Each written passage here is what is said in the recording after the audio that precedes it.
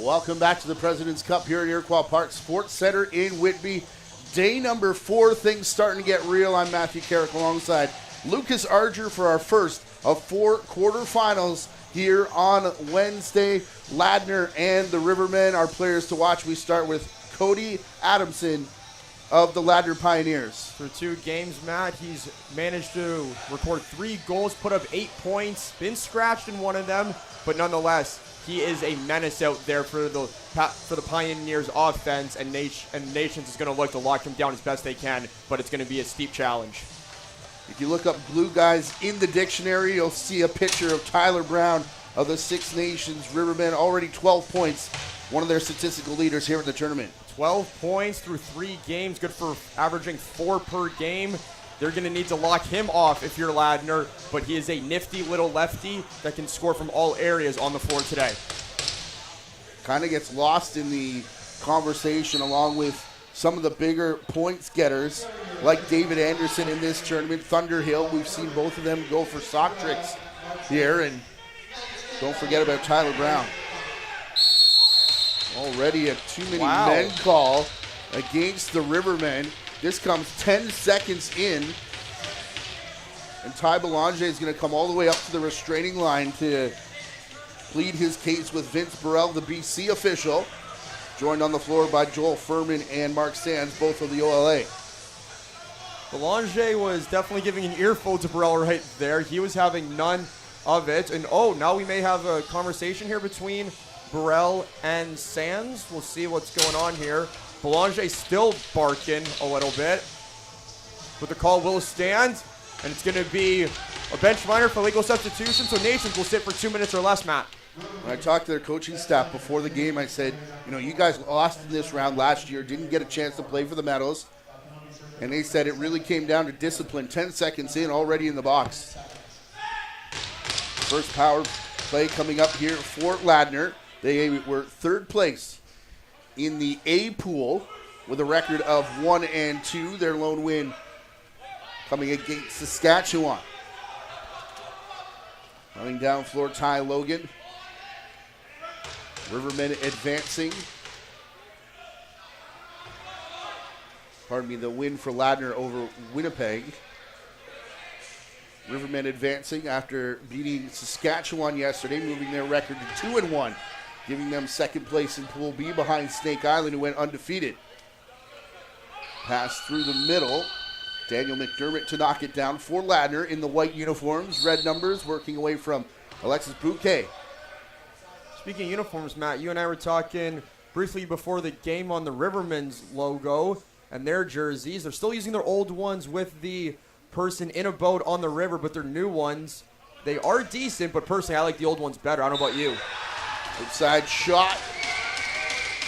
Spencer Bromley likes shooting it right through that logo and into the back of the net early. 1-0 lead here for Ladner. Bromley able to find Lacroix down on the crease there, Matt. And actually, no, apologies, that was Adamson that found Lacroix, and he's able to go short side, top corner. Belanger kind of had a second look at his net, being like, where was I?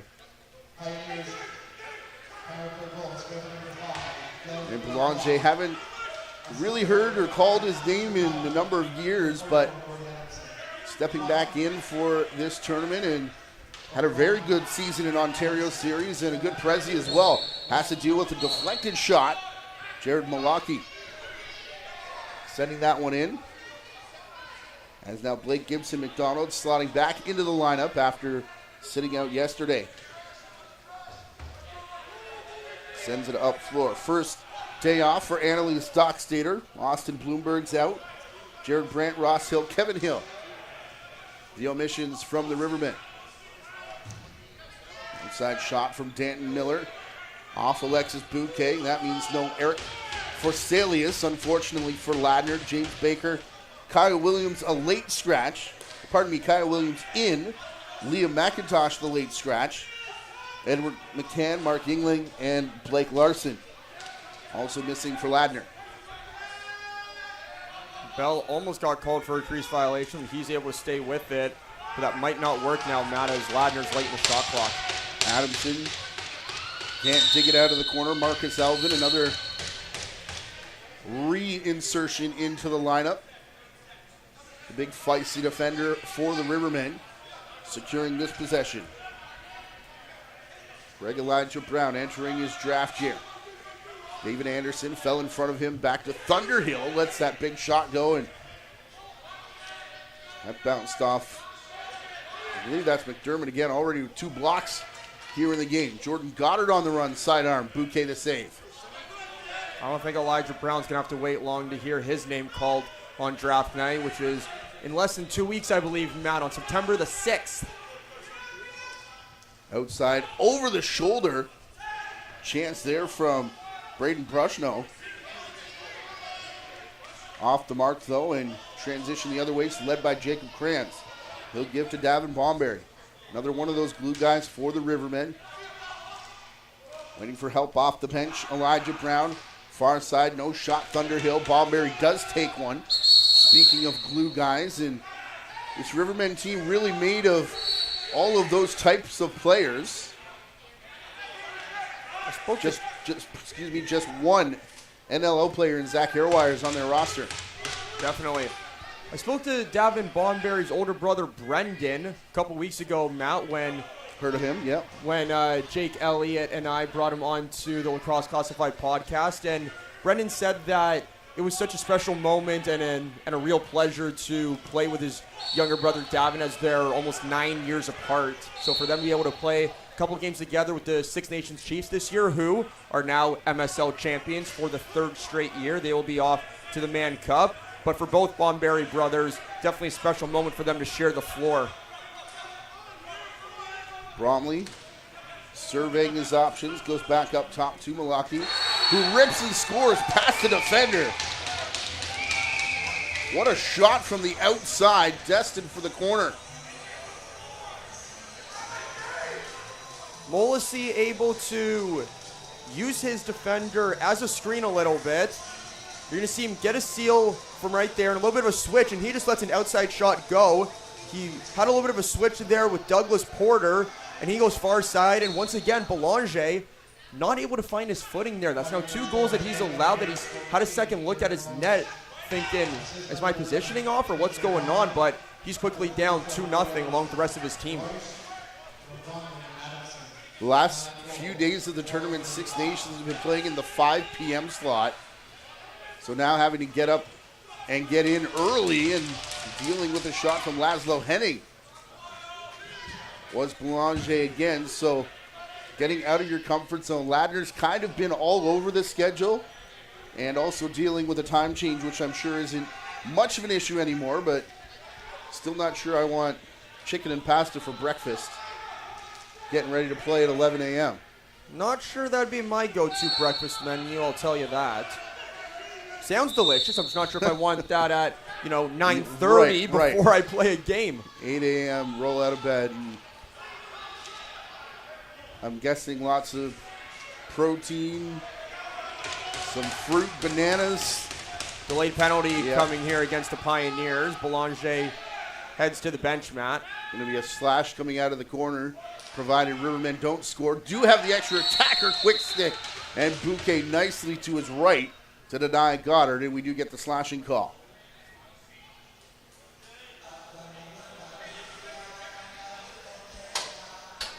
Comes just about 6 minutes into this first period. Scheduled for 3:20s. Cal Slade heading off. Keep your eye on the loose ball battle. Oh, excuse me, the save from Bouquet. Great post-to-post save from Bouquet to keep that out. He unfortunately, though, now has to deal with this potent Rivermen power play unit. David Anderson, part of that, scored 6 goals on opening night. Now crashing in and falling Tyler Brown. Our player to watch was in there with hair wires. Ball back the other way. Daniel McDermott finds the trailing Adamson, who just bounces it clear of the net. And look out, low bridge.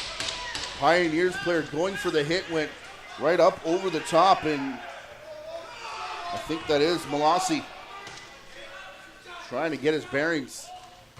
Outside shot, Anderson, that's not his best rip. Molassie does indeed get up and heads right down the tunnel, turns hard left.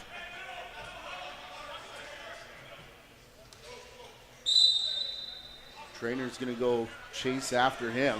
Minute left here in the Ladner penalty, as they're up 2-0 in the early stages of this first of 4 quarterfinal games here on Wednesday at the 2025 President's Cup.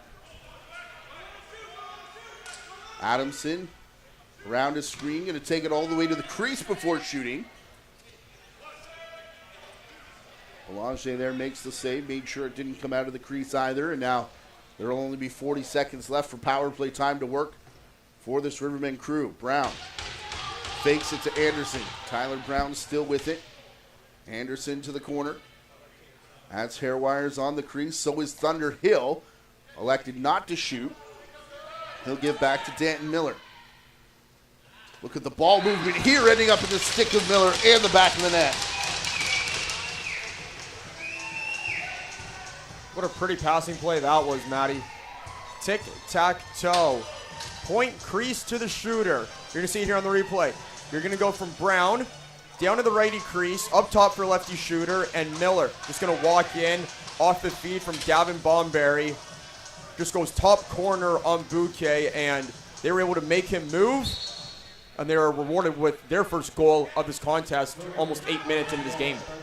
The key to that for me is Hairwires didn't have this ball in his stick for any length of time at all. Speaking of Haywires, he's getting tied up on that far side, Matt. Justin Gurney and those two getting roughed up a little bit. I don't think that was Hairwires. We'll have to check the stats and see who gets the assist. A long bomb pass. A little too far for Bushnell to get. Trainer has returned to the bench. Assume that means good things for Molassie, one of the goal scorers in this game early on for Ladner. Anderson walking out of the corner. Was late in the shot clock. Rebound comes back to get another from in-tight Danton Miller, who just scored on the power play. Molassie is back on the bench there, Matt, after we saw him take a awkward fall into the boards. He's back on the bench. Helmet, gloves are on. We'll see how he returns to the lineup after missing a few offensive shifts.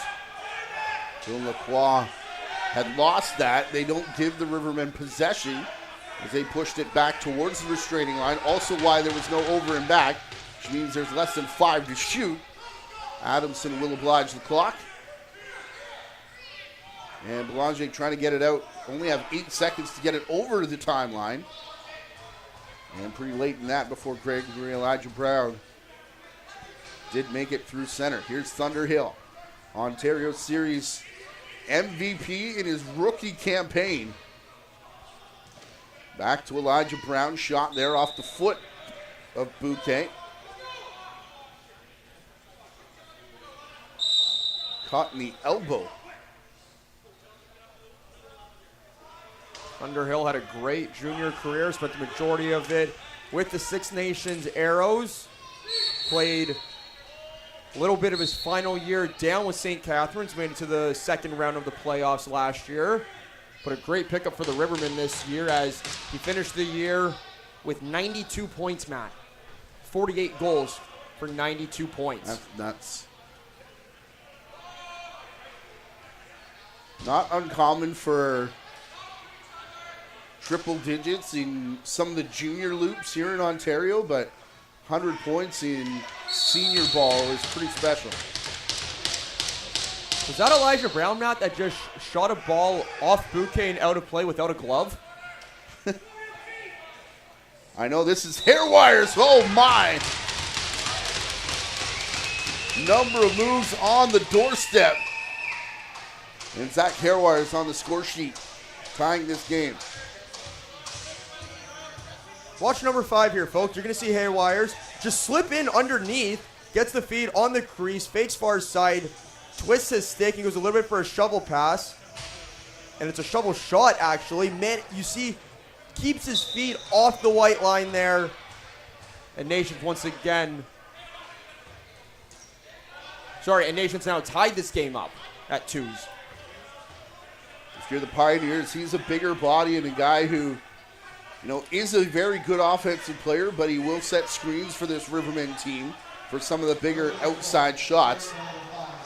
Set the play up in that direction and then just able to slip off it. Now we've got a 2-on-1, 3-on-1 developing here for the Rivermen. Trailer off the post. Marcus Elvin around the screen from Brooker Muir. And back the other way, Mitchell Winter. Able to bring it down. Head down, hustling off. First shift for Molossi after taking that hit. Good to see him back out there playing some offense for Ladner. Up top, Adamson working it through. Down towards the corner, Lacroix. Pass to the far side, Keegan Bell. On his way to the crease. Shot waved off. Shot clock got there first. Landed in the orange carpet anyways.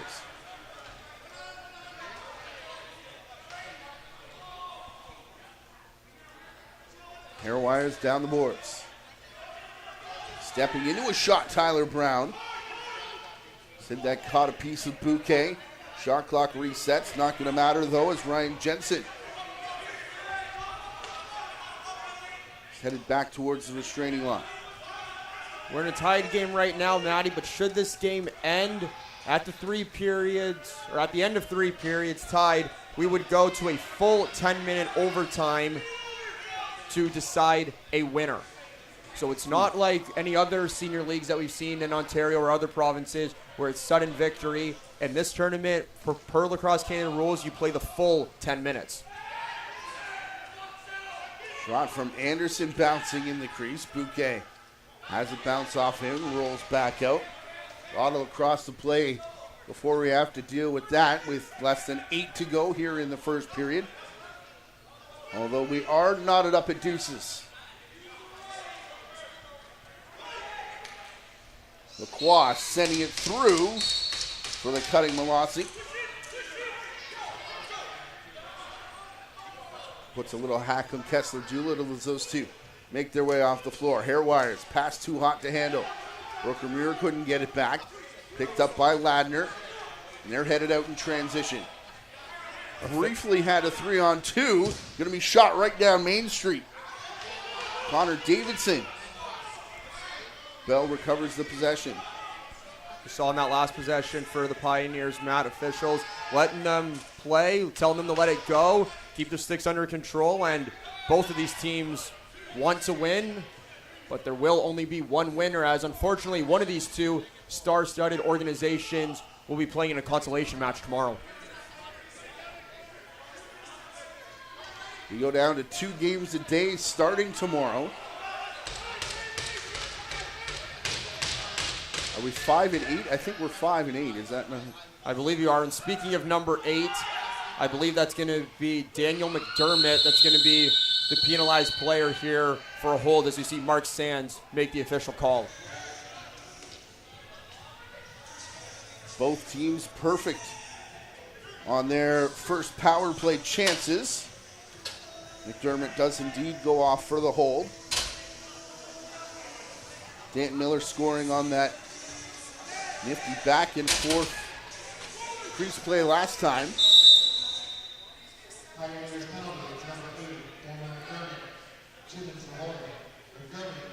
Ty Belanger was not happy on something on that possession right there, Matt, as you see him having a word with Race Funk, who's our standby official today, saying there needs to be a second reset. Say something to the shot clock operator, please.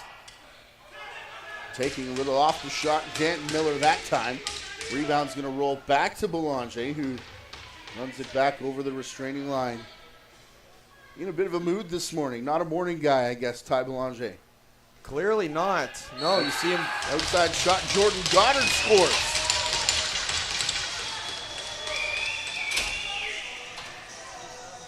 So power plays remain perfect here on the day as Jordan Goddard's going to squeak one through Alexis Bouquet. Goddard just up top, underhand shot. Bouquet thought he had it, but he's able to squeak it on through. And Nations has their first lead of the morning. Loose ball played here. Aiden Fern trying to chase it down. Got tangled up with drawman Patrick Zabo. Actually ended up with Zabo's face-off stick. We'll get that all sorted out. Aiden Fern pretty good at the draw. Zabo's been good in the tournament. Had a lot of good battles at that face-off dot, as now we get a moving screen called. Minor interference. It'll give Ladner the ball and a fresh 30 seconds. So the loose ball pushes Matt just a little over-aggressive. And unfortunately, thankfully you don't get penalized for it, but you do lose possession, which can prove costly in a tight game like this so far. From the corner, a couple starts and stops for Lacroix, and then a crease dive. Belanger hurdles the Ladner player to get out of the way and push the ball up in transition. I can't recall the last time I have seen a goalie hurdle a player, and I think Braden Bushnell was not expecting that either. I'm laying on the ground and I just see a goalie just leap over top of me. Right. A lot of gear coming from a long way up. Here's Brown taking the flip pass from Hairwires. 5 left to shoot. Swim move, crease off the shoulder of Bouquet. Brown gets the rebound. And a couple man change here for the Rivermen, including Thunder Hill coming back on. Greg Elijah Brown's outside shot hits off the back of Bomberry on its way through. That one missed the net. Now a takedown on the breakout. Hairwires still nose to nose with a Ladner player. They finally separate as Ladner was about to get possession. 4 minutes left to go. Molossi, far side, Adamson backing away. On the run, shoots it off the post. It's going to bing and go to the far boards. Molossi again, rips off the face mask of Belanger. Lets it drop back in his stick, showing no ill effects, and now he's going to get on the back of Kessler Doolittle, encouraging him and the Rivermen to push up floor. David Anderson, bouncer across the Thunder Hill. Hard shot in and out of the crease. Anderson nearly picked it back off as Ladner was trying to come back the other way. On the wrong side, shot from Douglas Porter off the leg of Belanger. Bushnell will slow it down. That offensive set that Nations just had, Matt, that Thunder Hill had a good look. Does he ever have a cannon of a shot, able to get his hands away from his body and just let one fly? Unfortunately, though, Bouquet put out the pad. Bushnell tries again. Feet stayed clear of the crease. Body stayed clear of the goaltender this time, as now the long bomb pass from Brooker Muir trying to find Hairwires off the bench. Hairwires back with it, though. Played the carom off the glass, and Greg Elijah Brown has it. Trailing is Anderson. Brown, far side. Ball actually splits between Elijah Brown and Anderson. Both of them were geared up for a shot to beat the clock, and can't do it as we near the 2-minute warning here in a 3-2 Rivermen lead in the first period. Ladner able to shut down Rivermen on that offensive possession, which is something that they need to do. Because once you get the likes of Miller, Hill, Elijah Brown, Hairwires hot, there's no stopping them. Bromley, another one. Looked like it caught Belanger high, but another one that he just lets bounce back into his stick. Goddard has one of 2 power play goals for the Rivermen in the game. Part of the 3 they put up here in the first period. Thunder Hill from the outside. Let's not to shoot. Jumping up was Matthew Colebrook. To take it away, and Tyler Brown.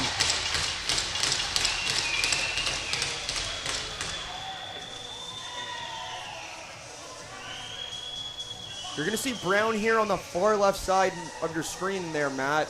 And what he's going to do is simple. He's going to have a little bit of a seal right there.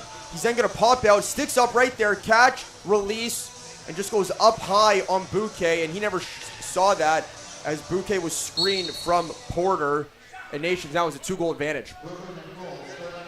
Fern winning the face-off, quickly gives it off to Anderson here. He'll wait for the offense. Minute 20 remaining here in the period. Greg Elijah Brown mixing it up through the middle. Takedown there in the corner. Can't see who it is for Ladner. It might be Zabo. As Anderson knocked him down. Connor Davidson turning it here for Lacroix. In the back stages of this period, Ladner would love to get at least one more before heading back to the dressing rooms. Both teams still have their timeout. Matt, remember that as we're under a minute. 3-on-1 here for the Rivermen. Wrong side shot from Ty Logan into a defender. Six Nations have to chase the ball down. You can hear someone yell, take care of it. It's Chris Courtney. Grabbed it. Belanger running out to the outside boards, not to the bench as of yet. Anderson's shot hits off the rafters and disappears. Find that at next year's OLA Festival. Here's Anderson inside the restraining line. Passes it through. Elijah Brown may have taken that away from Jordan Goddard. And as Ladner picks up with 18 seconds to go, we will get the timeout call. And last second shot coming up for Ross Freilich and company. As we said, the Pioneers in this game by way of their third place finish in Pool A. 1-2 record behind Allegheny, 2-1. That'll be our next matchup against Edmonton, 1-2 in Pool B, coming up at 2 o'clock Eastern Time. 2 of the 3 medalists from last year's President's Cup, Matty, will be facing off here. And it's just by the way the crossover. Those two teams medaled last year. One of them will not even have a chance to play for a medal by 5 p.m. today. Yeah, really the top 6 teams in this tournament. And no disrespect to the 2 at the bottom, but really have kind of been 6 favorites, I would say. There are some that are, to make a case, head and shoulders above the others. Of course, 2 teams with 3-0 records, but really good tournament all the way around, and some good teams going to be going home empty-handed at the end of the day today. Bromley back across, looking for that quick stick, and then Lacroix swarmed on the crease. Belanger gets up, had eyes for the empty net, but no time to get a shot off. Great save from Belanger as Bromley picked that up, saw he only had 2 seconds left and just let one fly, but Belanger able to make the stick save there. As the Nations will head to the locker room with a 2-goal lead here, Matt. But Ladner, they were the ones that got off to a quick start, unable to keep the momentum going as the Rivermen able to rattle off 4 goals in that frame. Couple power plays helping out, and a lot of options for Six Nations. They'll talk it over in the rooms, and we'll come back for second period action in about 9 minutes' time. Good morning for the President's Cup here on day number 4. You can catch the fun with lacrosse, Canada's national summer sport. Everyone can experience the excitement of lacrosse, where fun meets fitness and friends are made. Lacrosse is one of the youngest organized sports children can play. And with 66 clubs throughout Ontario, everyone can get in on the fun. Visit playlacrosse.com. Our interactive map will help you find a lacrosse club in your area. Join the Ontario lacrosse community today. Ask a parent before going online. From our unique origins to the modern game, the global lacrosse community has been preparing for this moment. Together, we step into a new chapter of growth, competition, unity, and inspiration for the next generation. Welcome to a new era of lacrosse. At the Olympic Games in Los Angeles, we continue growing together. Join the journey and let's make history in LA and beyond. new era of lacrosse starts now. From grassroots to major international events, Sport Durham's award-winning edge is the care we take to create memorable participant experiences and lasting legacies. Collaborate with Sport Durham to host your best event yet. While you're here, be sure to visit durhamtourism.ca for things to do across Durham Region's 8 vibrant communities. Summit Access Solutions is a turnkey access company that can accommodate any and all projects from scaffolding, swing stage, material lifts, weather enclosure systems, and shoring, just to name a few. We specialize in making what looks impossible possible so that you can complete any project safely, efficiently, and on time. Call us at 877-786-6483 or visit summitaccess.ca. No matter what the disaster, we'll be there to help get everything in your home or business restored back to normal. Whether your property has suffered from a kitchen fire, basement flood, or a break-in, our professional technicians and restoration experts will use the best tools and strategies to help you make your house feel like a home again. The wait is over. The NLL has partnered with TFL Sports to bring you something legendary. Not since the days of the 1993 MILL has Pro Box Lacrosse seen premier collectible trading cards, the most comprehensive, officially licensed NLL trading cards ever, featuring legends, rookies, game highlights, and more, all dropping in October. Pre-order yours now before they are gone at shop.tflsport.com. With this many stars, you won't want to miss your chance to chase greatness. At Special Benefits Insurance Services, we're more than just an insurance agency. We're a family proudly serving Canadians nationwide since 1993. For over 30 years, we've helped families and individuals find the right health, dental, and travel insurance, always with friendly expert advice that's completely free. Whether you're planning a trip, protecting your health, or making sure your loved ones are covered, we're here with clarity, care, and decades of trusted experience. Special Benefits Insurance Services, where family values meet trusted guidance. Visit us today at sbis.ca. Town Brewery is based right here in Whitby and focused on strengthening our community through good work and good times. Check out the brewery just around the corner at Brock and Victoria, where they brew tons of lagers, sours, and IPAs. And if you've never been, be sure to hit up the Pump House Town waterfront location just down the street on the shores of beautiful Lake Ontario.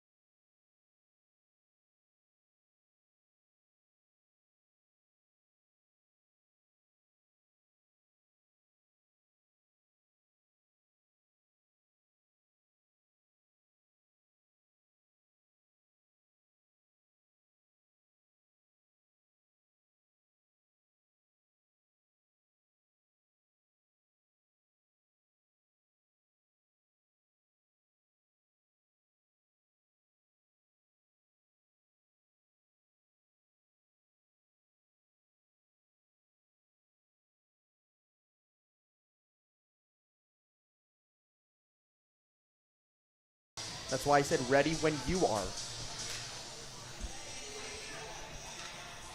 Back here at the President's Cup in Whitby on quarterfinal Wednesday. Matthew Garrick alongside Lucas Arger, and a 4-2 lead for the Six Nations Rivermen. You can see them in the far side of your screen coming back for the second period. Here's their action in the first. Down too early, though. First goal from Ladner came from Dylan Lacroix on the power play. It was then Malassi able to use a screen to go far side on Belanger. But after that, it was all the Rivermen. 2 power play goals for them, Matty, including this one right here from Danton Miller. And Bouquet, a little shooken up.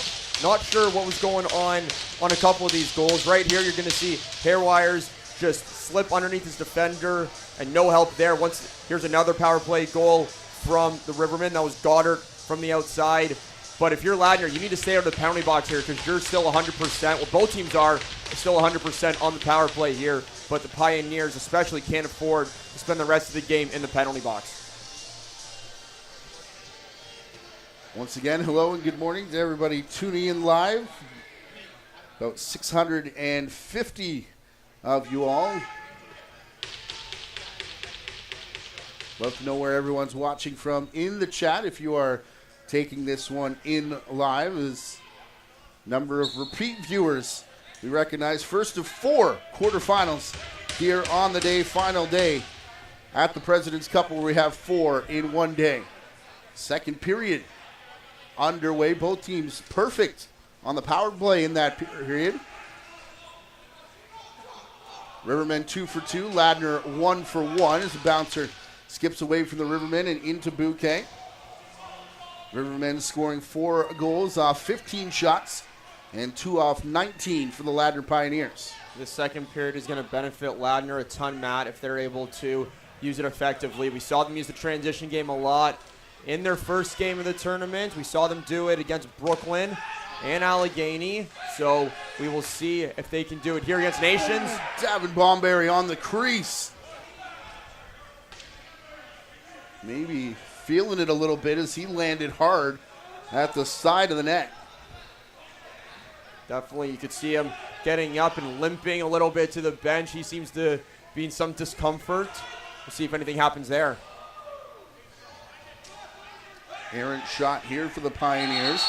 Lacroix ended up falling down. We get some oohs and ahs here as it's put down and given to the Rivermen. I think I saw Joel Furman motion for a handball there or a hand pass or something. Can't do that in the sport of lacrosse, only if you're a goalie in the crease. So that's going to be a turnover against the Pioneers. The Pios, as they call them. The pie emojis were flowing yesterday in the chat, as now the shot off the crossbar, Danton Miller. Haven't seen them too much lately, and as they say that, Max drops one in. Danton Miller, bit of a head move there. Looked like he wanted a screen from Thunder Hill. Shot went through, too far for Greg Elijah Brown. Now transition, as you were talking about, for the Pioneers. Great save from Bouquet, though, down at the other end of the floor. All alone in front. Can't remember which Rivermen's player that was, but Bouquet just throws the glove out there and gets a stop. Keegan Bell back towards the corner. Cycle is on here with under 10 to go in the shot clock. Turning and firing, Keegan Kozak has this one bounce up and into the crowd.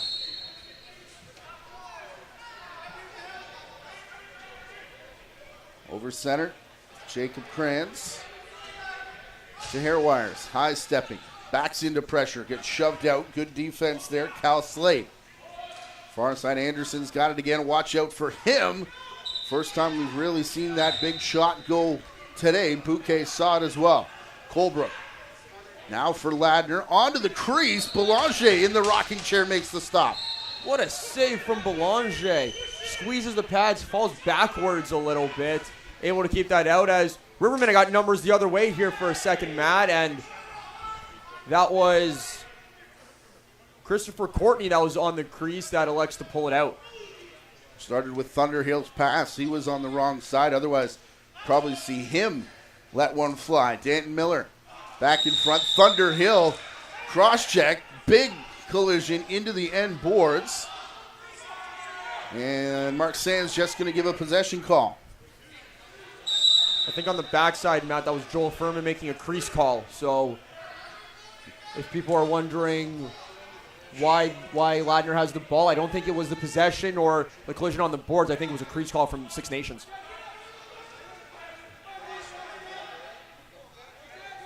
Ball works across to Adamson. Postures up, side step, worked it to the crease. Shot there into the pads of Belanger. Jacob Kranz finds Anderson. He gets forced to his wrong side. Still able to spin back. Going to circle the crease now. Finds Bomberry cutting off the bench. This shot's going to go off the end boards, off the top of the glass, and make a young fan very happy. I remember those days, Matt, being in the stands. You see the ball go out of play, you just book it as fast as you can. You're sitting with your minor teammates, and it's an all-out land rush to see who can go get that That's why you $6 ball. That's why you always bring the stick to the arena. Yes, sir. Definitely gives you the extra 2 feet advantage of picking up a ball rather than going down with your hands and picking it up when you and your buddies are chasing after it. Down goes Zabo in the middle of the set. Officials are about to call it, and finally they will. Ball got thrown away. We're going to get a delay of game call. Coming up here against a frustrated Justin Gurney, who thought there perhaps maybe should have been a penalty on the play that took Zabo down. Well, that's just an unfortunate sequence of events there, Matt. You see Zabo get drilled on the tailbone. Not sure if we'll get a second look at it, but he's going to go down. You see him in discomfort right now a little bit on the Ladner bench. Pioneers think there should be a penalty, and then they get called for an 8-second count, throw the ball away, and now they're man down. So they now have a player that's in discomfort, think they should be getting a power play, but they find themselves on the PK right now. Again, both sides firing 100% in that first period. Rivermen had 2 opportunities, Ladner with 1. The overhead check doesn't work. Although Connor Davidson wouldn't catch up to the ball in time before Blake Gibson McDonald strips it free.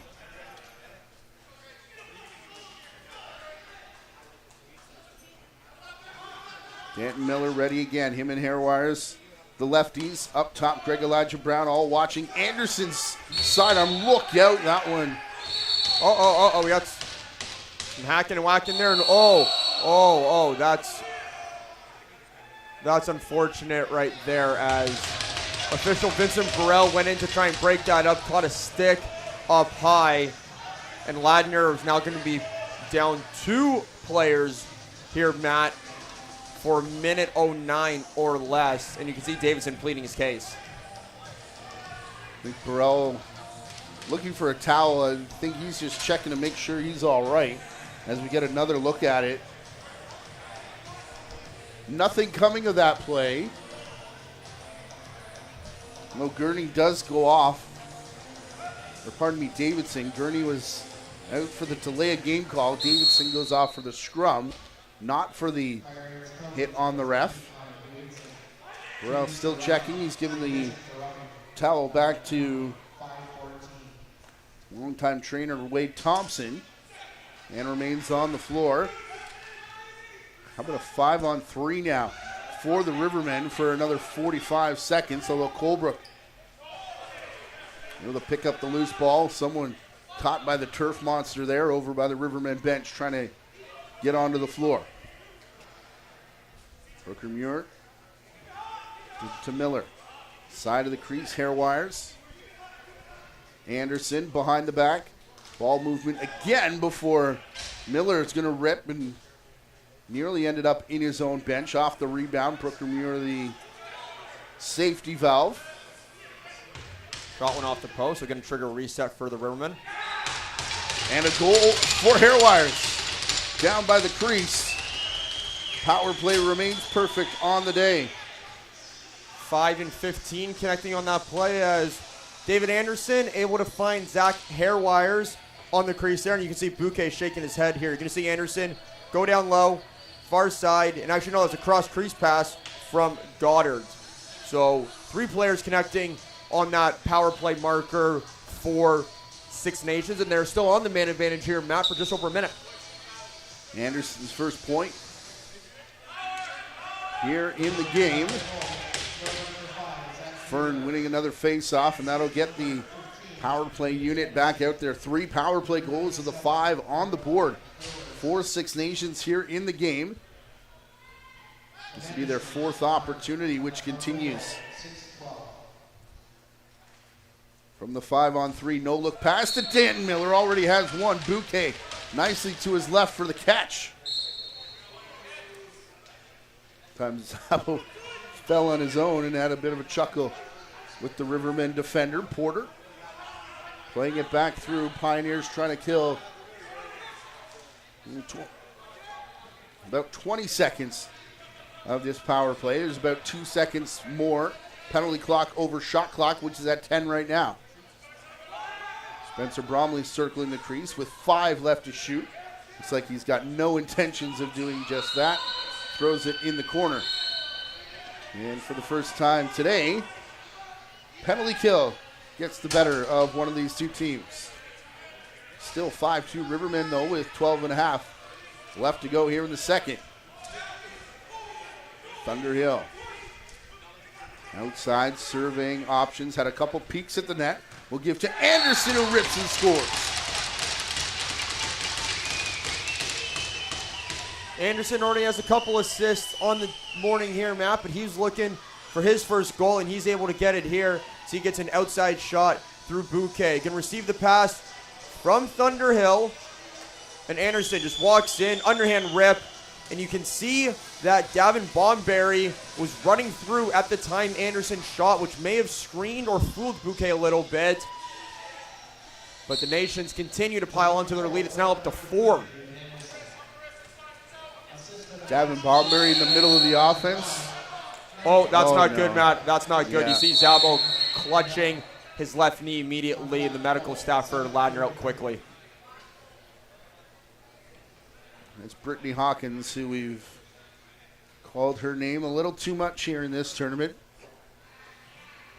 Already without Eric Forselius. Went down hurt a couple days ago, and you can already see Zabo went down clutching at his knee. You can see a brace already on that left side, so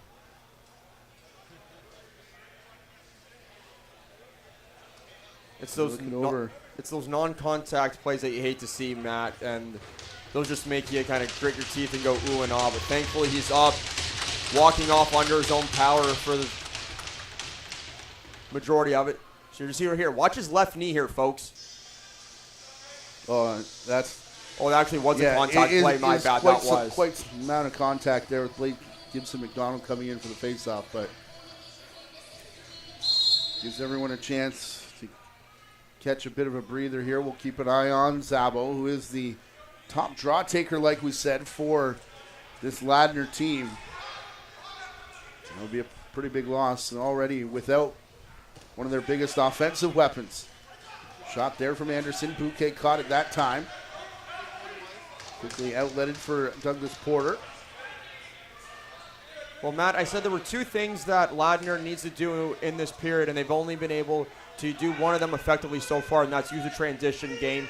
The other that they haven't been able to do is stay out of the penalty box. They just took 2 penalties, surrendered 1 power play marker, killed off the second one, but they need to stay out of the penalty box if they want to start to claw their way back into this game, as Belanger has started to find his footing after giving up 2 early goals. Braden Prushno's shot bounced back to the Rivermen. Long outlet pass for Ty Logan.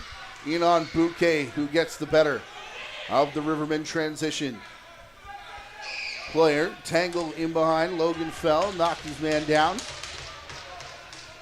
It's Gurney who will play it up, though. Adamson off the bench. Booker Muir on him.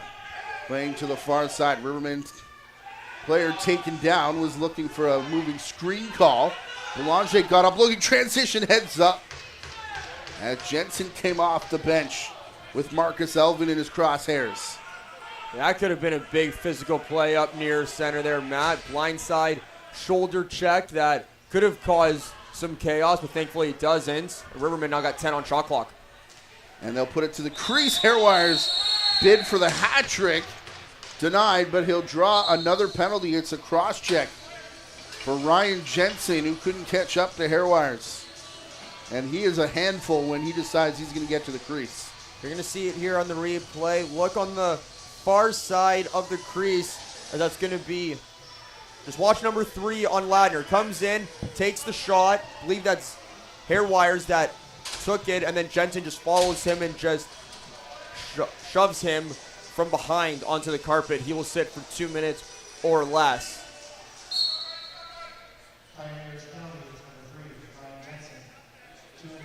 3 for 4. The Rivermen power play today, as we've already said. I'll work it there for Greg Elijah Brown. A couple fakes.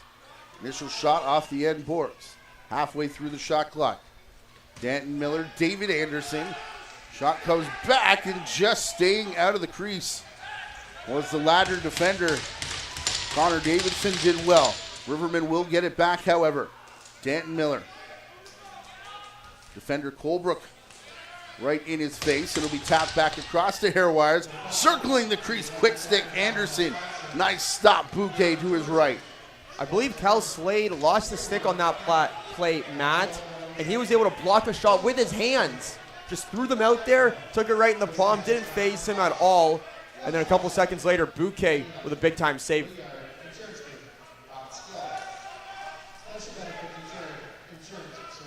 Spencer Bromley briefly back towards the near side. Brushno on the run. Speaking of shot blocks now, cleanly soaked there. Those crayons on that one. Jacob Kranz has been at this game a long time, trying to hop it out. Over there on the bench. I believe former Wallaceburg Red Devil. Outside, rip into the corner. Hairwires hat trick.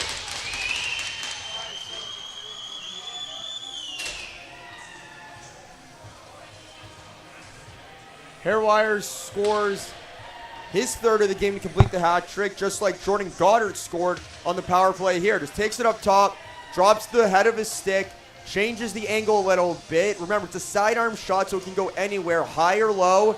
And he goes side to high, that you don't hear often in the lacrosse world, but side to high and goes over the left shoulder of Alexei Bouquet, and Rivermen with a face-off win. Thunderhill was late coming out for the face-off, went right to the crease, where he gets rewarded after Fern won yet another one. 9 minutes left to go. 5-goal advantage now for the Rivermen, who have scored 7 straight after being down 2-0 early on in the first. Ladner must find a way now to stay out of the penalty box, Matt. They cannot afford to be a man down any longer. In fact, they need to start drawing some penalties to go up if they want to have a chance to get back in, because they've been unable to beat Belanger 5-on-5. Again, their offense took a hit a few days ago when Eric Versalius went down hurt. Not in the lineup today. Not the star-studded lineup we've used to seeing from the Ladner Pioneers coming into this tournament. Of course, the new rules having something to do with that, but you're right, start to feel like it may be go time for the Pioneers as they get in behind. Has Hairwires and Jensen talking about it as Winter trying to scramble away from Chris Courtney here. Pick set in front, Winter now plays it down the boards on the run. Keegan Bell, his shot handled by Belanger. Saw Bell explode a few days ago for player of the game. A 4-goal performance as this one's going to bounce back out for Douglas Porter in transition. Had footsteps coming behind him in Aiden Fern, and Belanger will make that stop. But when you lose a key cog in your offense, that kind of allows defenders to focus in on whoever the next man up is. Good slide there from the Pioneers defense, as that's Matthew Colebrook got a little confused there, but able to recover quickly to prevent a scoring opportunity, as I believe that was David Anderson that was on the doorstep that could have gotten a high percentage scoring chance off on Bouquet. An outside shot hits the glass, and Bounces back in the stick of Bushnell. Bushnell's bouncer towards the feet of Belanger. Someone calling for a too many men call. Not going to get it on either side. I didn't see anything there on that play, man. I saw 5-on-5. I'm not sure if you saw a 6-man out there, but someone calling for it, you're right, and that's not going to do a lot for them. Airwires. Back to Goddard. Little flip pass. May have surprised Miller, who gets taken down after the shot. A little bit of an apology as these two separate. Outlet pass intended for Jensen off the bench. Skipped wide, and now it'll be Hairwires again.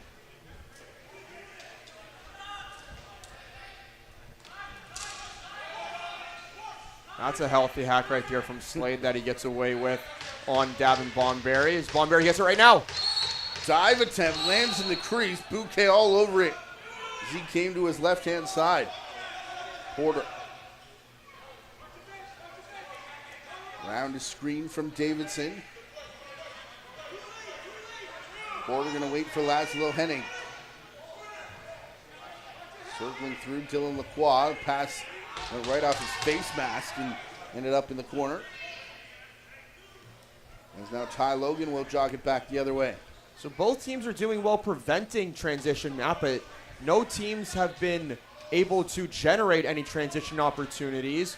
Ladner had a couple at the beginning stages of this period, but they've been unable to generate anything since, and they're going to need to change that through the final 5 minutes if they want to look to claw their way back in. 5 seconds left on the shot clock for the Rivermen. Thunderhill ramming it right into the carpet in front of him and up out of play. Kozak flipping here to Bushnell. Up top, stepping inside the restraining line. Kozak lets rip. Belanger there to see it. His immediate reaction was to look to the front door, but nobody coming out, so it'll be Brooker Muir instead. Davin Bonberry trailing the play. To the outside boards, Bonberry sets a screen. Now back Tyler Brown. 4.5 to go in the period. Muir backside. Shot into the 5-hole, bounces back out. We're going to get a slash here as down goes, I believe that's Bonberry in front of the crease. Tie up with Greg Elijah Brown, and Aiden Fern came all the way down floor to say something to Davidson. And I wonder if it's not him going off for this slash. Wade Thompson out there. It'll be Cal Slade.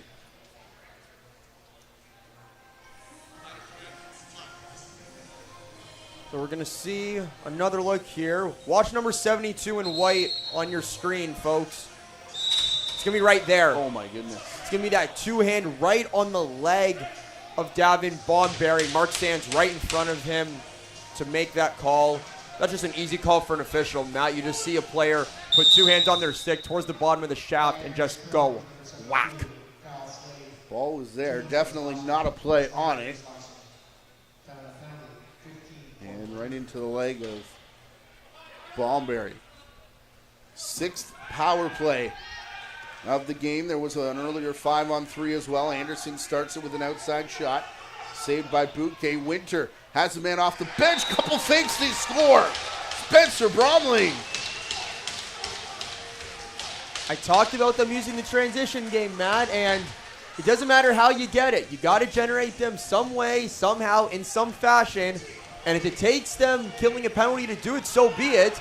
As this lead is now only 4 for the Rivermen as Bromley fakes far side, and he's going to come back short side over top of the left shoulder of Belanger. And he's going to want to have that one back as he knew that he shouldn't have dropped to his legs.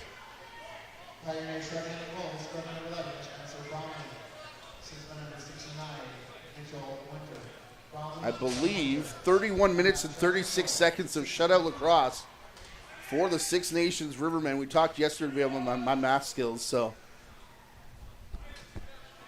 that could be incorrect from the 15:25 mark of the first period when Ladner were up 2-0. That's their first goal. Well, we talked about my math skills briefly there, Matt, and we know that I can do some mental math, but in terms of time and period to next goal, that's not my strong suit. Low shot here from Danton Miller, just enough to reset the shot clock as it goes off. Bouquet. Hair wires behind the net, already with a Hattie today. To Anderson, who releases, and a shrug of the shoulders there from Bouquet. Hair wires. Knocked his defender down, still trying to pick up the pieces in the crease. Going to go right back at Hair wires is Justin Gurney. Meanwhile, power play continues with Anderson putting it down towards the crease. Tyler Brown lets it roll to Dan Miller, picks the corner. My goodness. What a seeing eye shot that was from Miller, as he had just enough room to go top corner on Bouquet. You're going to see it here. Loose ball on the turf, Miller. And he picks that. I can't wait for this tight shot. Look at the corner. It is there, but just barely. Beautiful. Pinpoint accuracy. I don't think you could shoot a ball any better than that. And if you can, I'd love to see it. Well, I definitely can. So that makes two of us. Don't worry about that. Aiden Fern wins this so clean. It's all the way back in Rivermen's end. You're talking to a former goalie, Matt. I can barely throw a ball, let alone shoot one like that. Here we go. We got another penalty. Yeah, and Brooker Muir just ran right over Zabo, who is back out there after we saw him get attention on an earlier face-off. And Muir asking what he did to get this penalty that's coming up.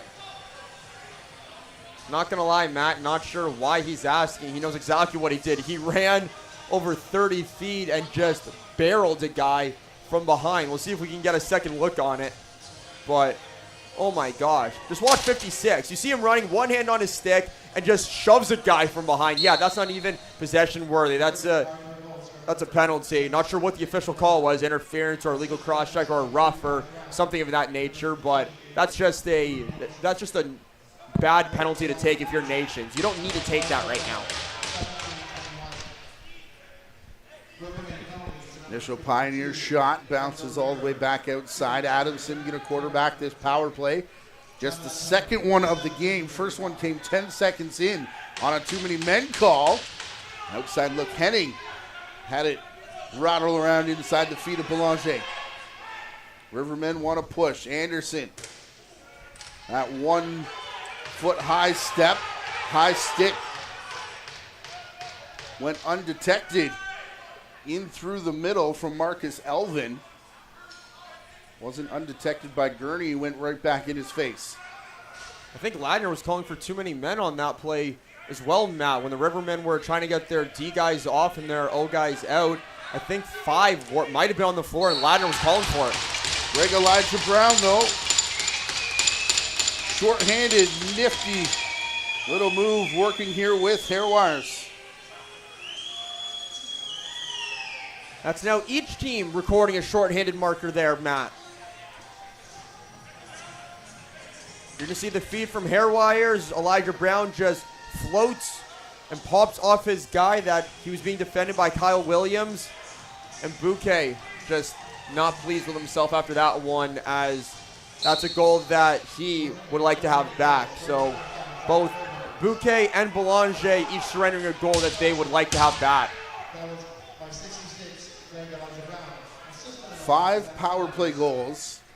Who's that pinned on the boards, Matty? Sorry to cut you off, but who's that pin that they got over there? And a shorty, I can't see. Unless it's Fern with the face-off still. And that is the case. 2-on-1 battle, and eventually called for the trap. So the Pios here with less than 30 seconds left on a power play. And down by 6. Trying to head back to the medal round. Intercepted here. Here comes Six Nations. Off and running from the wrong side. Shot from Courtney. Doesn't bounce far enough for Kessler Doolittle to capitalize. It'll be Winter headed back the other way. That's just a mental mistake from Adamson, not taking his eye off that ball that triggered a partial breakaway for the Rivermen that almost ended up in the back of the net. What a play through the middle for Malassi, who goes down hard again. Looks like he was going to head off the floor, but does stay on to set a screen on the far side. 5 left on the shot clock. Adamson Working here with Bell. Nifty cutback move with just enough to beat the shot clock. And that'll signal the end of the period as well. Ty Belanger, big stop right here at the buzzer. Belanger able to throw the arm out there to prevent Keegan Bell from scoring. Bell and Adamson played a great two-man game on that last possession. Bell tried to go for the twister shot, unable to get the ball past Belanger. And the second period comes to an end. That was all Rivermen in that period, though, Matt. It really was. Ladner able to end what was a 30-minute plus shutout streak. They'll head to the rooms. A little flash of offense at the end. Ladner's going to need that and a whole lot more in the third if they want to advance to the medal round. You're watching quarterfinal Wednesday, day number 4 here at the 2025 President's Cup. We'll be back with third period action in about 8 minutes. You can catch the fun with lacrosse, Canada's national summer sport. Everyone can experience the excitement of lacrosse, where fun meets fitness and friends are made. Lacrosse is one of the youngest organized sports children can play. And with 66 clubs throughout Ontario, everyone can get in on the fun. Visit playlacrosse.com. Our interactive map will help you find a lacrosse club in your area. Join the Ontario lacrosse community today. Ask a parent before going online. From our unique origins to the modern game, the global lacrosse community has been preparing for this moment. Together, we step into a new chapter of growth, competition, unity, and inspiration for the next generation. Welcome to a new era of lacrosse. At the Olympic Games in Los Angeles, we continue growing together. Join the journey and let's make history in LA and beyond. A new era of lacrosse starts now.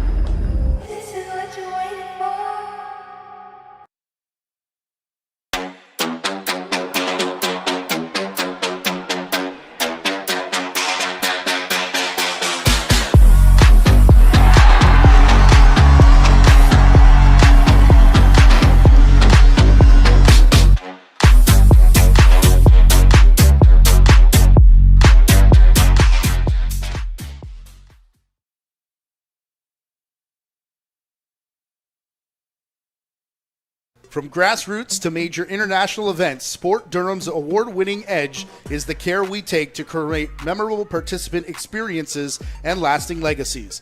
Collaborate with Sport Durham to host your best event yet. While you're here, be sure to visit durhamtourism.ca for things to do across Durham Region's 8 vibrant communities. Summit Access Solutions is a turnkey access company that can accommodate any and all projects from scaffolding, swing stage, material lifts, weather enclosure systems, and shoring, just to name a few. We specialize in making what looks impossible possible so that you can complete any project safely, efficiently, and on time. Call us at 877-786-6483 or visit summitaccess.ca. No matter what the disaster, we'll be there to help get everything in your home or business restored back to normal. Whether your property has suffered from a kitchen fire, basement flood, or a break-in, our professional technicians and restoration experts will use the best tools and strategies to help you make your house feel like a home again. The wait is over. The NLL has partnered with TFL Sports to bring you something legendary. Not since the days of the 1993 MILL has Pro Box Lacrosse seen premier collectible trading cards, the most comprehensive, officially licensed NLL trading cards ever, featuring legends, rookies, game highlights, and more, all dropping in October. Pre-order yours now before they are gone at shop.tflsport.com. With this many stars, you won't want to miss your chance to chase greatness. Turn your scrap into cash at Langeel's Metal Recycle in Port Perry. We pay top dollar when you bring your metal to our yard. With a strong focus on safety and environmentally responsible recycling, you can trust Langeel's to handle your scrap the right way. Fast, fair, and local, Langeel's Metal Recycling in Port Perry. For more information, please visit www.lmr.ca. Thank you to game day sponsor Eco Airflow, who has been providing indoor air quality solutions to customers for over 15 years. Better air can be found at ecoairflow.com and see how the science of filtration can improve the air in your home. From grassroots to major international events, Sport Durham's award-winning edge is the...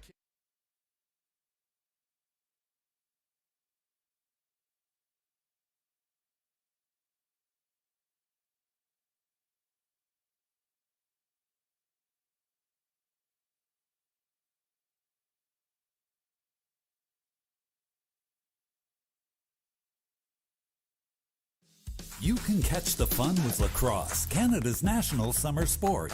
Everyone.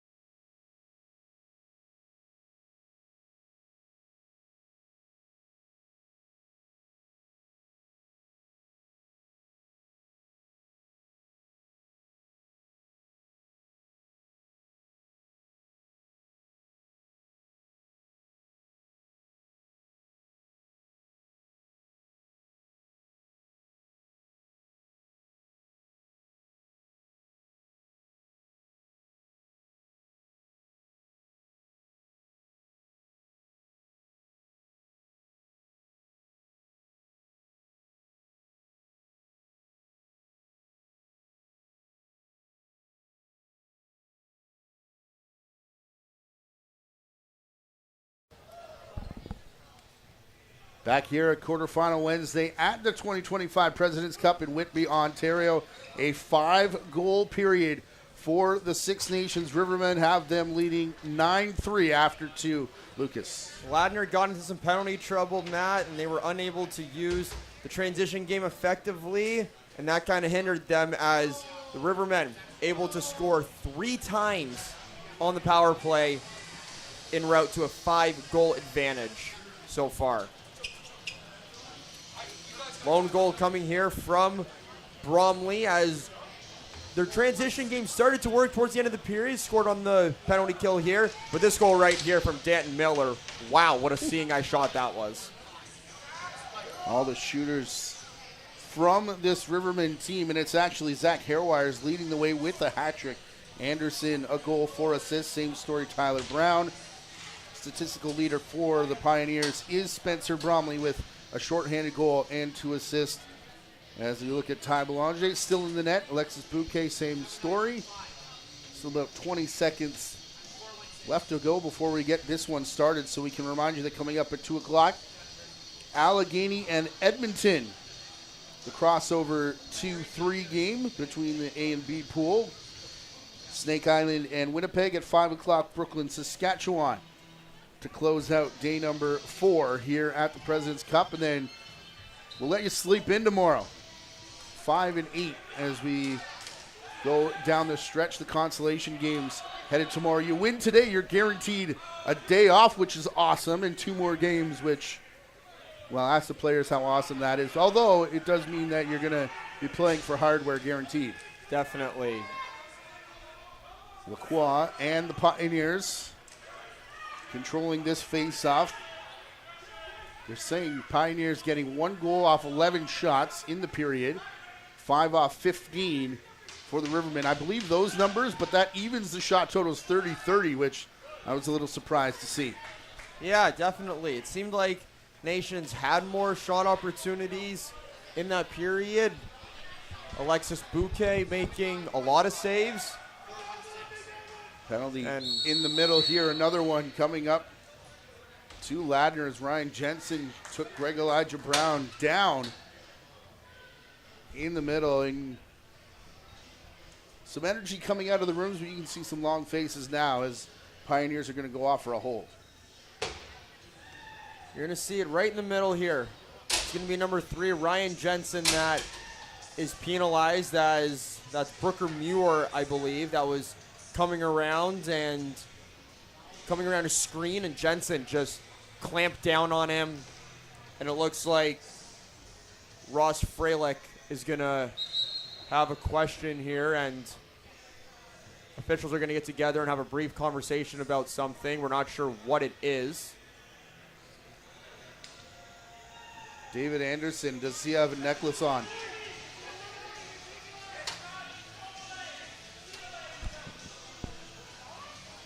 Oh, wow. jewelry. Yeah, Joel Furman just yelled back across. In the OLA, he'd be a penalty. In the CLA, he's thrown out. So someone's caught some kind of jewelry, I believe a necklace on David Anderson, and immediate dismissal. Do not pass go. Do not collect $200. 2-minute penalty on the board, and a heads-up call, I guess, from Ross Freilich, trying to throw everything at this game.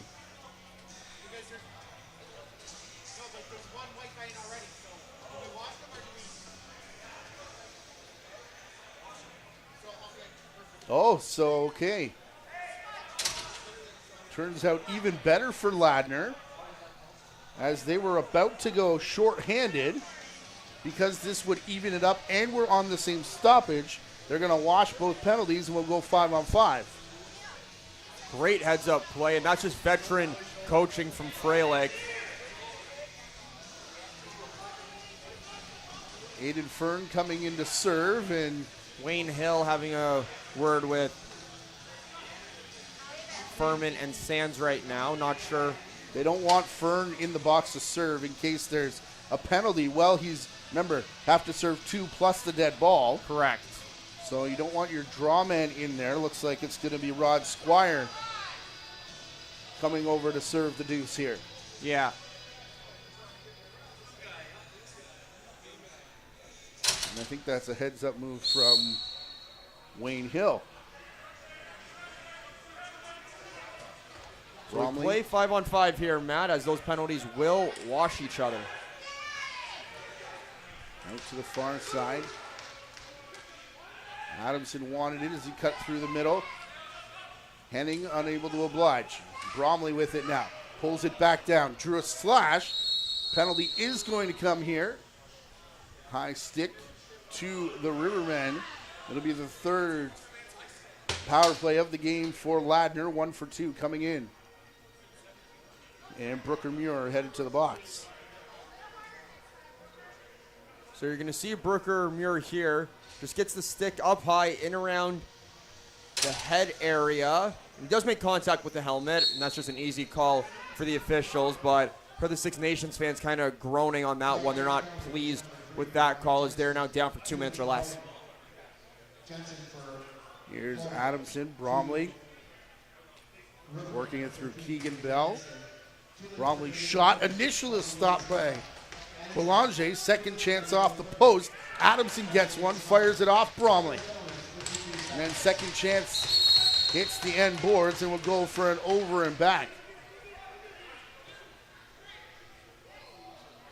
Said Bromley, it may have actually been Marcus Elvin checking his helmet as he headed off the floor, blocking that shot. Goddard. Outside, Rivermen do have a short-handed goal in this game. Both sides have a shorty. It goes along with 5 power play goals scored by the Rivermen. Gavin Bomberry stirring up trouble at the side of the crease. Ball rolled harmlessly through it, however, and then finds the stick of Adamson.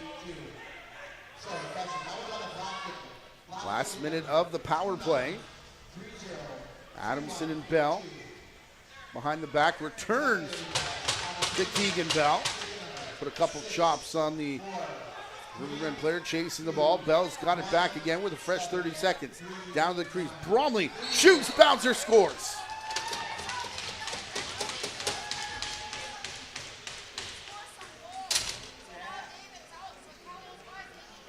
Bromley able to step into one here. You're going to see the ball become loose, and you're going to see a Nations player chase out, which is going to result in a 4-on-3 here as he's getting back in, but it's not going to matter as quick passing play. Bromley just goes far side. Belanger tried to throw the stick out, but he's unable to do that as he may have even got a piece of it, Belanger, but it doesn't matter as it's in the back of the net. 5-goal advantage, though, still for the Rivermen. And this is why Fern's not serving the penalty. Indeed, there is a face-off before the offsets expire, and indeed, the Rivermen do win it, thanks to Fern. Thunderhill could be the benefactor here. As Ladner pulled back within 5, loose ball, dangerously close to the over and back line, and indeed it's going to cross it. Greg Elijah Brown roughed up by Daniel McDermott. That's good defense from the Pios, able to cause an over and back violation, get the ball back, and they have numbers here for a moment as Keegan Bell dropped that pass in the middle. Could have gotten a shot off, but he was unable to corral that, and Six Nations is back the other way as we remain 5-on-5 here. We're back to 5-on-5, I should say. Ty Logan, Jordan Goddard, inside the restraining line, draws it back off the face of Bouquet. Gurney, who's been fired up in this game, got run over in his pursuit of that loose ball.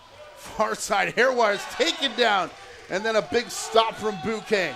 Bouquet, big save, throws the arm out there like it's nobody's business, just stays there, does the old robot dance a little bit there. Matt, as he's stationary, just goes one shoulder up, manages to keep that ball out. Bromley, pick and roll, all alone on the crease. Keane Kozak scores. Ladner starting to find some momentum here. Good two-man game working with Bromley. You're going to see it right here. Kozak's going to come in. He's going to set the seal and just slip underneath. No Rivermen stay with him. And he just fakes out Ty Belanger and goes far side. Goes short side, far side. Belanger even kind of tried to fake out Kozak, but that works against him. And it's now 9-5 Six Nations as Ladner starts to claw their way back into this game. Ball to the boards, Goddard. Back near side, Greg Elijah Brown, player down for the Pioneers and not moving. Wow, this is a weird one. Not clutching at anything and not now some motion from the floor. I was wondering if he got hit in the head.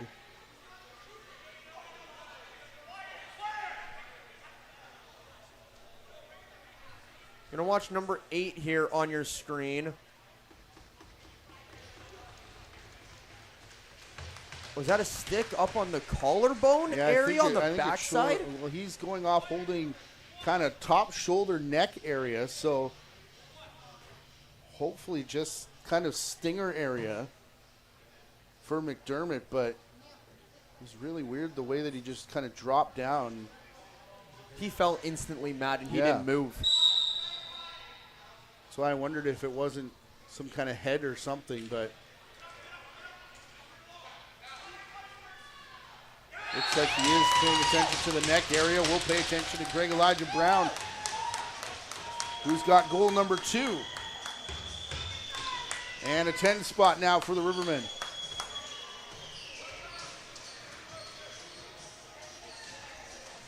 Greg Elijah Brown receives the feed inside from Jordan Goddard on the doorstep and just tucks it in. Bouquet tried to throw the far glove out there, but unable to do so, as Nations are now up to double digits.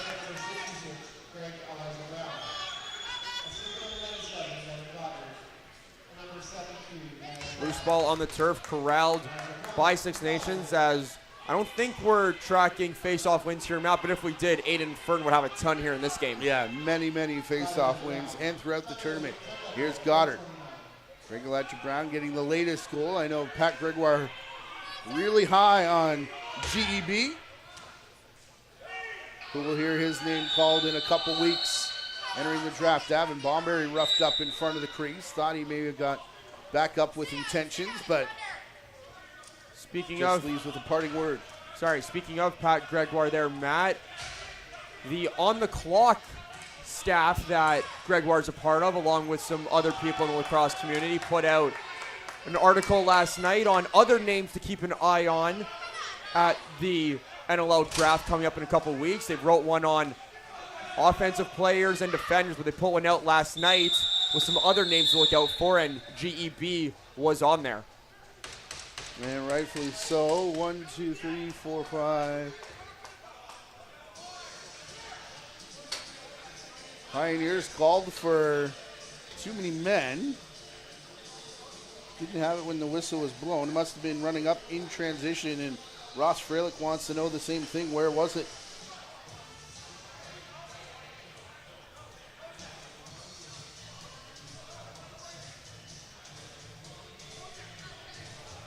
Another power play coming up, number 7 of the game here for Six Nations.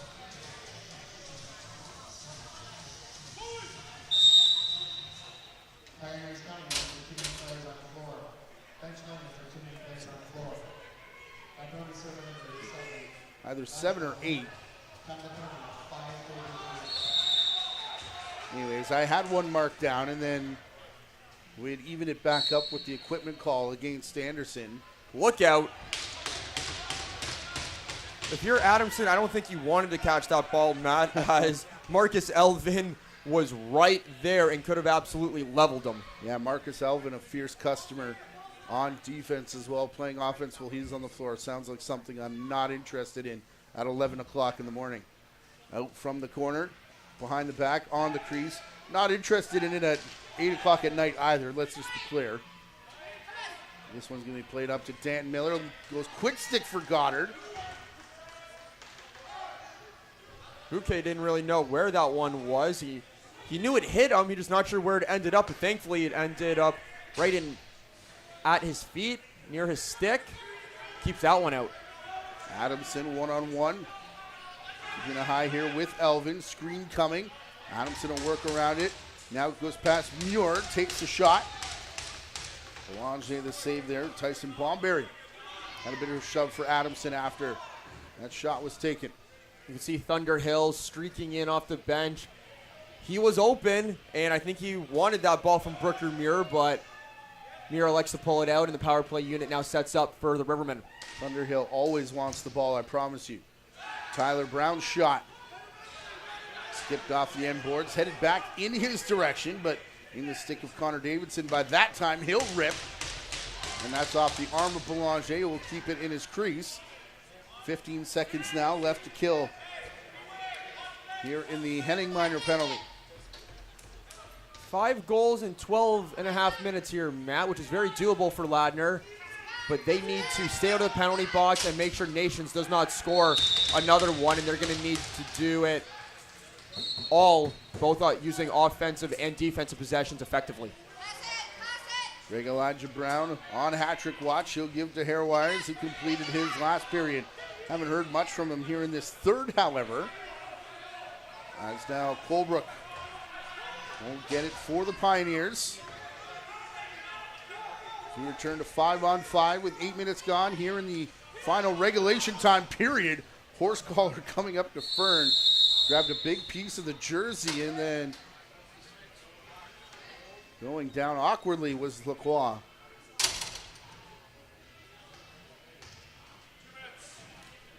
Little hold of the knee, but he's going to stay on. No trainer attention needed here. Holding penalty coming up to the Rivermen. This will be the 4th power play for Ladner. Fern knows exactly what he did. Has the one hand off his stick, grabs the back of the jersey, and as soon as the whistle's blown, you can see him just turn, run right to the box, and he knew exactly what he did there. So a chance for the Pioneers to close the gap, perhaps. Had a sniff of momentum earlier, and this one's going to be a goal from Adamson. Just his first of the game for one of the statistical leaders of the Pios coming in. But a Pio power play works to perfection. Adamson, our player to watch of the game, just receives it up top, just goes underhand, a little bit of a bounce shot. And he's just a big body that just unleashes one big fist pump right there from number 44. Gets them right back into it. Down 4 goals now with 11 and a half remaining here in the 3rd period. 3 power play goals scored now by Ladner. The last 2 have both been assisted by Henning and Keegan Bell. So if they can get those 2 working. Oh, work. that's going to be, yep. Right hand, he's calling for a dive here from Justin Gurney, but those 2 were drawing the attention of the officials to start with in a heated exchange off the face-off. And then the right fist comes up, and it's going to put Ladner back to the man advantage here. So you're going to watch, look for number 72 in black right in the middle, tied up. You're going to see it come up right there. Waiting for that replay a little bit. Bromley, Adamson. He had the last power play goal. Back across to Lacroix. Bromley able to pick it up behind the net. Down into the corner, Henning goes up top. Adamson wants to shoot, same one. Belanger not sure where it was. We're sure it hit off his foot though. Fresh 30 as Adamson gets it back. Behind his back. Bell. Gonna work it to Adamson. He'll shoot straight down the pipe. Belanger corrals this one this time, and now Brooker Muir look out, headed down floor. Adamson nearly intercepted, not clean. Lost his stick. Muir knocked down. And Rivermen going to be awarded the ball. Adamson able to prevent the transition opportunity, but lost his stick and then just did what he could to not prevent a scoring opportunity. He's just going to shove the Rivermen from behind. Hairwires draws a triple team. Big collision as it works out, and getting up slowly and awkwardly again is McDermott. He's been feeling it all through this game, and remember, this is the 4th game in 4 days. A team that's already pretty banged up. Here's Adamson, flip it behind his back. Keegan Bell, quick stick, Lacroix missed the net. Rebound didn't get far enough for Henning. And Adamson going to intercept the breakout attempt to Kessler Doolittle. Back to Lacroix, who got drilled after shooting. Bromley's second chance. Belanger stands in to make the stop. Well done on the Rivermen defense. They were down numbers 2-5 as they had sent 2 guys up for transition. Pass got picked off. Ladner was up 3 players on that, and they were able to not allow anything, and we're back to 5-on-5 as Rivermen kill off that penalty. Here's Bromley. Finds man off the bench as we go back 5-on-5. Lacroix cutting to the net. Bromley couldn't get the ball there, so elected to shoot himself. 5-hole closed up by Belanger, and now Muir. He'll head it out and down the floor. Remember, back to last year's tournament, Rivermen thought they were on their way into the medal round. Late come from behind from Allegheny, and then 0.9 seconds left. The winner from Cluche knocked them out as Hairwires having words with the bench here. We're going to get offsetting penalties. Gurney coming by to have something to say to Hairwires. Those two continue their conversation. Cross-check and slash.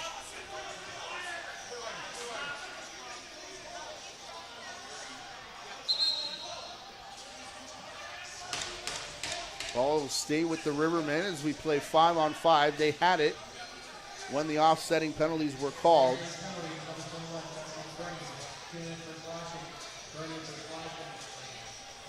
Slash and a cross check between Hairwires and Gurney, and number 21 in White's been fired up throughout this game.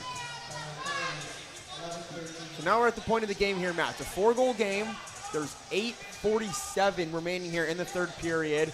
Cooler heads need to prevail. Last thing you want is any team taking a unnecessary penalty and just not using their brain, because you don't want to be shorthanded in a game like this, because in a lacrosse game, you can score 4 goals in under a minute, let alone having over almost 9 minutes in time left. Tyler Brown going to start it. We are 5-on-5 here once again with under 9 to play in regulation time. Put behind the net, Thunderhill cutting through. His shot forced Bouquet to his knees, but did keep it in front of him as Patrick Zabo now runs it across the timeline. Played back to Kozak. Late option coming off the bench for Ladner. Pass goes there. Keegan Bell couldn't hang on to it, however, now dealing with Tyson Bomberry. Defensive help coming. Loose ball pushed back into the Rivermen end, but only 3 on the shot clock, so everyone will vacate. Horn with sound. Brooker Muir will push it back for the Rivermen. In this 4-goal game, first of 4 quarterfinals here on day number 4 at the 2025 President's Cup. Thunderhill, hard shot off of Bouquet, up out of play. Fresh 30 seconds, Bomberry down the boards. Big high step. That was Goddard across the Thunderhill, hit something on the way through, but did get to Bouquet.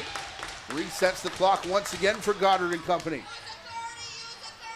Thunderhill is just running all around out there, causing tons of confusion for the Pioneers defense, and he's just a menace out there when he wants to be. Rivermen do like to use the X position behind the net, and now Thunderhill sheds a defender while coming back out from that spot. Gavin Bomberry elected to shoot, Bouquet to save. A couple men change it up here for the Rivermen. 4th money possession in a row, I think. Trying to wear down this Pios defense. They're tired out there, as Rivermen have been able to get repeat possessions and loose ball recoveries off shots. Danton Miller putting his back into Winter. Tyler Brown pops out of the pile. Now a shovel shot from Goddard. He got filled in right at the tail end there by Kyle Williams. And now the shot clock will sound and give it to Ladner so the defense can get a well-needed breather. Lacroix going to go all the way to the crease. Belanger not going to move, stood his ground. Lacroix thought he could open up the glove side.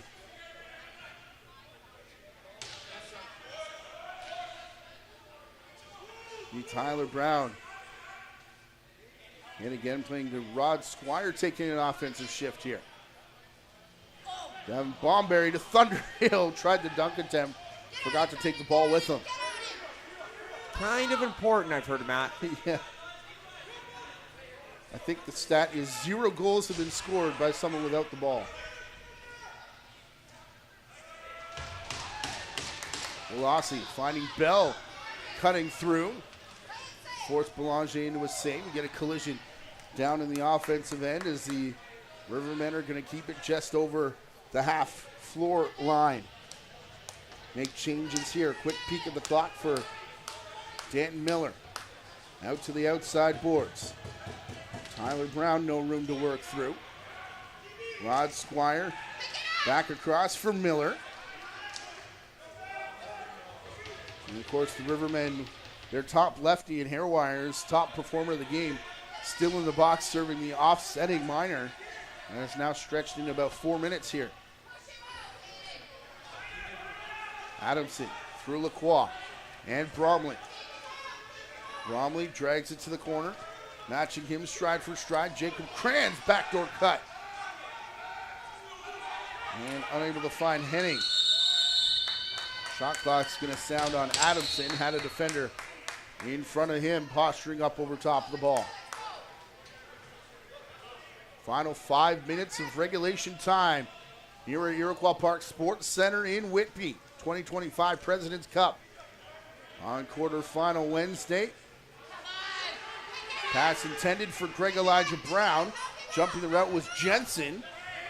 Gonna pop it free. Finds help off the bench in the form of Braden Brushno. Brushno loops back, Lacroix trailing. Here comes Bouquet to the bench.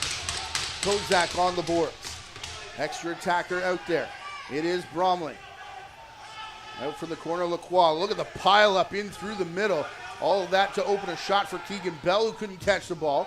Long range rip off the end board. Shot clock going to expire. Bouquet back in the net. So we're getting that time, Matt, where Piles are going to look to pull Bouquet. They just did on that possession, unable to come away with a high percentage scoring shot. And Belanger to the bench now.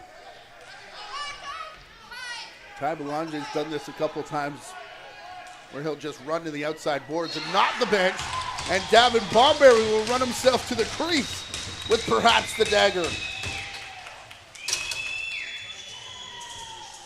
Bomberry's first goal of the game, and you're right, that might be the dagger in the hearts of the Pios, who were chasing their 4th straight President's Cup.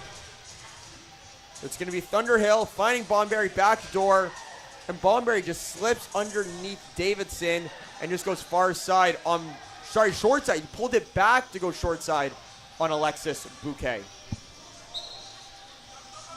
5-goal advantage now with 3.5 left to play.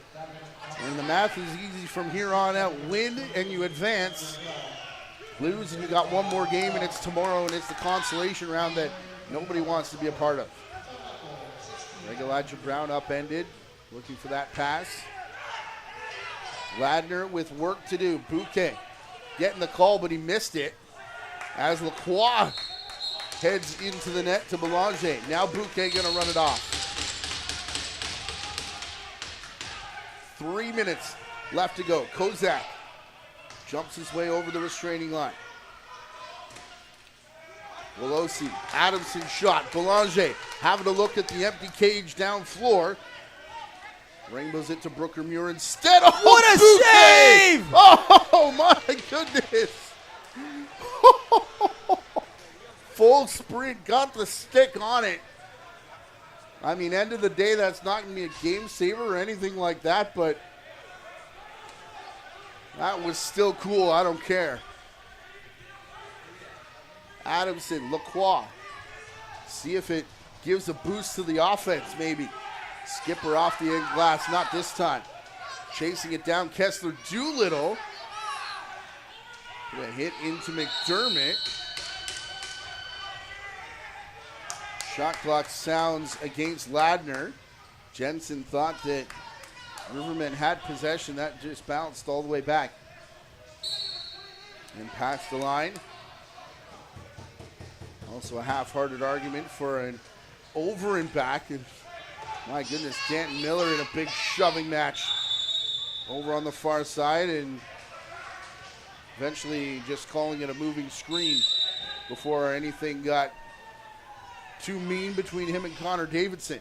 We've already had a couple fireworks in this game, Matt. We don't need anything from there. Inside the 2-minute warning. Kozak outside. Pelosi shed his man, will get the ball back. But after falling, Courtney got back up in time to block the shot. And now they'll muck the rebound. And shot clock sounds on Ladner. So I believe the Rivermen will just be content to kind of use up the 30-second shot clock on their possessions now, Matt, as they have a 5-goal cushion as we near the final minute of play here in the third period. We mentioned this already this week. There's been 4 3-time champions at the President's Cup as Thunderhill gets his own rebound. He'll pass this all the way back to center for a young player. That is a veteran move here as time more important than the extra stat or goal. Ladner Pioneers with the last 3. Edmonton Miners 16, 17, 18. Fergus Thistles in the 80s. Vernon Tigers in the 70s. Nobody's won 4. And it appears like that streak going to continue as Jake Cran's going to run it out here in the final 35 seconds.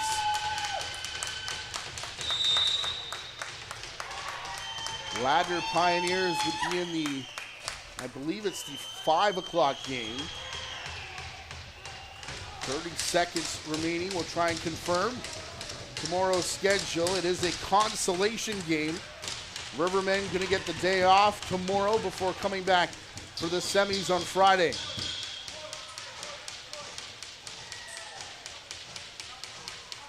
And I believe the way the matchups go is Winter comes into Doolittle, a pair of officials over here, and Doolittle puts his arms up in victory. Ball flipped in the direction of Winter at the horn from Courtney, and a wave of goodbye to the Pioneers, whose 3-year run at the Prezi will come to an end. And I believe the way the crossovers work for the semis, should Brooklyn win tonight, this would set up a rematch of the USL final.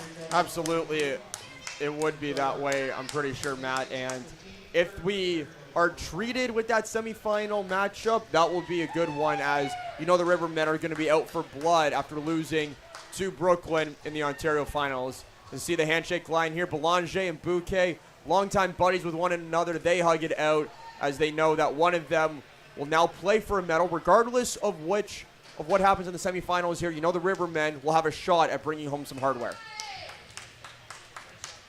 Again, that starts on Friday with the semis. Consolation game tomorrow. I don't care. This is the highlight of the game for me. Bouquet in full stride, just able to throw the stick out there. And then you see Zabo come sliding in to prevent it from rolling out of the crease so they can maintain possession. But Bouquet definitely got some cheers, I think, even from the Rivermen bench after making a stop like that. See, if we had the plastic soup spoon, we wouldn't get that highlight, right? So, anyways, I'll leave it right there. 11-6 your final, Rivermen over Pioneers in our first quarterfinal of the day. We'll be back at 2 p.m., just over an hour from now. Allegheny facing Edmonton, quarterfinal number 2 from here at the President's Cup. Stay with us for our Players of the Game presented by Jim Baumhoff, and we'll talk to you in about an hour from here at the Prezi in Whitby.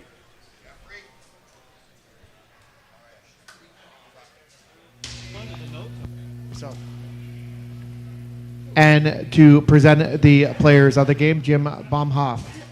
For Ladner, number 44, Cody Adamson.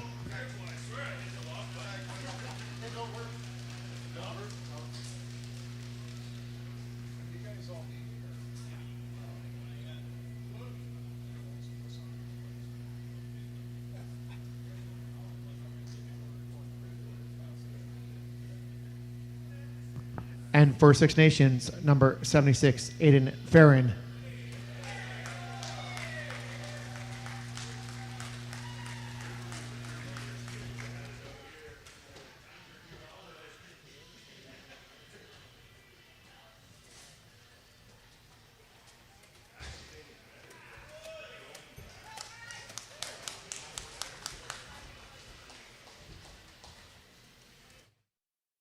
From grassroots to major international events, Sport Durham's award-winning edge is the care we take to create memorable participant experiences and lasting legacies. Collaborate with Sport Durham to host your best event yet. While you're here, be sure to visit durhamtourism.ca for things to do across Durham Region's 8 vibrant communities. Summit Access Solutions is a turnkey access company that can accommodate any and all projects from scaffolding, swing stage, material lifts, weather enclosure systems, and shoring, just to name a few. We specialize in making what looks impossible possible so that you can complete any project safely, efficiently, and on time. Call us at 877-786-6483 or visit summitaccess.ca. No matter what the disaster, we'll be there to help get everything in your home or business restored back to normal. Whether your property has suffered from a kitchen fire, basement flood, or a break-in, our professional technicians and restoration experts will use the best tools and strategies to help you make your house feel like a home again. The wait is over. The NLL has partnered with TFL Sports to bring you something legendary. Not since the days of the 1993 MILL has Pro Box Lacrosse seen premier collectible trading cards, the most comprehensive, officially licensed NLL trading cards ever, featuring legends, rookies, game highlights, and more, all dropping in October. Pre-order yours now before they are gone at shop.tflsport.com.